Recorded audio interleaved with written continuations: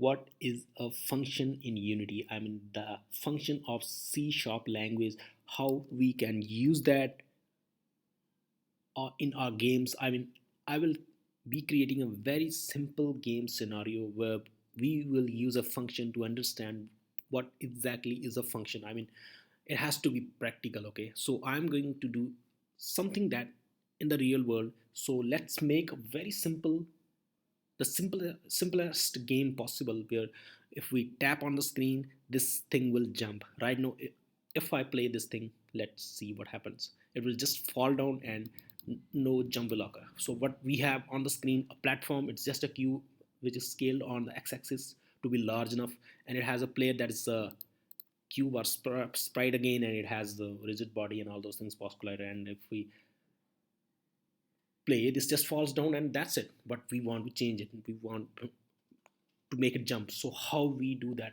By adding the C sharp script. I mean, by adding the code. So how we do that? Why we do that? Because we want to make a game, give it some functionality. I mean, just adding the Unity made things will not make it much, will not take it much further. I mean, it cannot become a complete game. We have to use code somewhere. So that is where the code is needed. I mean, this is not the only thing, but this is needed eventually. So we are going to add the code by how? By right clicking on this area, create C sharp script, call it maybe jump, just jump. Okay, make keep it simple. Now just create it. No, we have to attach also. So how we attach? By dragging it over to here. Now the script is attached. So what is it all done? No, we have to write some code in the script. By how? By opening it. Opening in what? In a code editor. And what is the best code editor? That is the VS Code, no doubt about it. So what is the script that we just opened? Okay, it is a file that contains some code. So what is that made up of? This is something that do not worry about. This is Unity given system build, all that. No, do not worry. Now this is the part where you have to worry about. This is the part where we add input. I mean, we input jump by how much, like we want to jump by 2, run uh, like 100 kilometer an hour, something like that. That is the input where we put the data.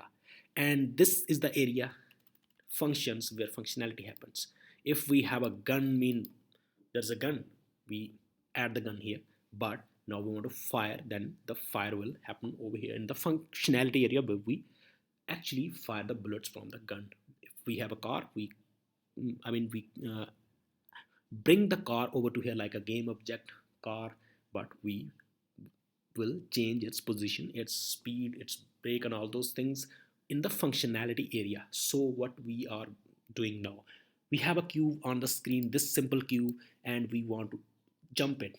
Jump it by, like, on what? When we tap on the screen. So what does jump mean? Jump means changing its y value. Y, what is y axis? Y axis, y value, that is head to your feet, up and down. So what is negative? That is towards your feet. What is positive? Towards your head. Negative doesn't mean it doesn't exist, it exists, but it is just on the other side of the positive axis. And what is zero? The center, from where it began. So what we are going to do right now, it is at some y value, that is minus 2.28, and we want to jump means coming up and down. So maybe changing it up and down, that's mean we apply some force and it changes. So how we are going to do that? That is functionality. We are going to some uh, going to give it some functionality. So jump means that will need some value, that is a variable. And jumping mean actually changing it, that is functionality. So how we do that? Okay, let's call a function. Let's call a function. So how we do that? Create a function. Void means it returns nothing. It doesn't return like 2 plus 2, 2 plus 2 equal 4. Okay, call a function and give it a name jump.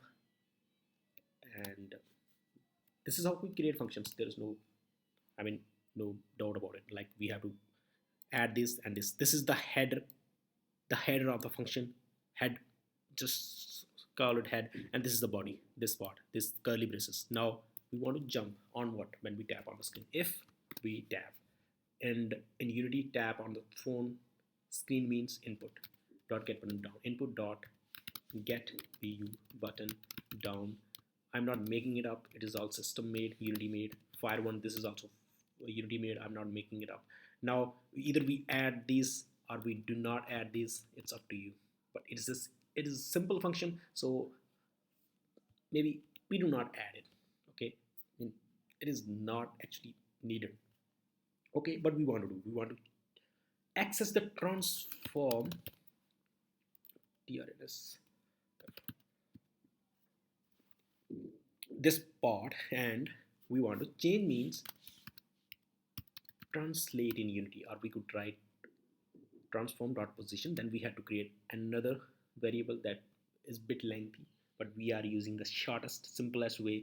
We are creating a function, and the name of the function is jump, and inside that function we are creating some statements, some conditions, so that they work and we jump. Now what we are changing, we are changing the position, we are transforming, we access the transform, and we are translating. Translating is just a word. And what we want to do on x-axis, nothing. On y-axis maybe 2, because we want to jump up and down. On z-axis or z-axis, nothing. Now if I come back and play this game, nothing will happen because we created the function, but we have to use this function. How we use it? Inside update, and update is one system built Unity function that is called every frame. I mean, it's called on a repeat. Like suppose you are playing a video and you slow it down, then you see the person moving from here to there, like on a slow motion. Those are the frames. I mean, they are happening very fast. That is what update function is doing. It is getting executed on the repeat. So what we do, come here and just write jump. I mean, we are putting this function over here. Now this function will be called here. Let's play this game now and see what happens. Okay, okay, the name of the class is also jump, and the function is also jump, so that is bit conflict. Let's call it jump up, no problem. I mean, that's how we do, like we do the mistakes, and we then understand from them. Okay, now if I play this game by pressing command P or control P, let's see what happens. If I tap on the screen, this is jumping. The game is like, it just got the basic functionality. So do we have to call this jump up function like here? I mean, we could do this thing inside this also. Let's do that. I mean, let's remove it from here. Since it's a simple game, we do not have to, like, we could use this also. Like when things get complex, then we create our custom functions or all those things. Now I think the same thing will happen. And inside a function, remember, the things happen like this. First this thing is executed, then this, like this. Okay, okay, now if I play, so are you guys, are you understanding what is a function? In a simplest game, what is a function doing? We are using a function to jump up. Okay, and now one more thing that I want to add, like here we have used 2. 2 means a number.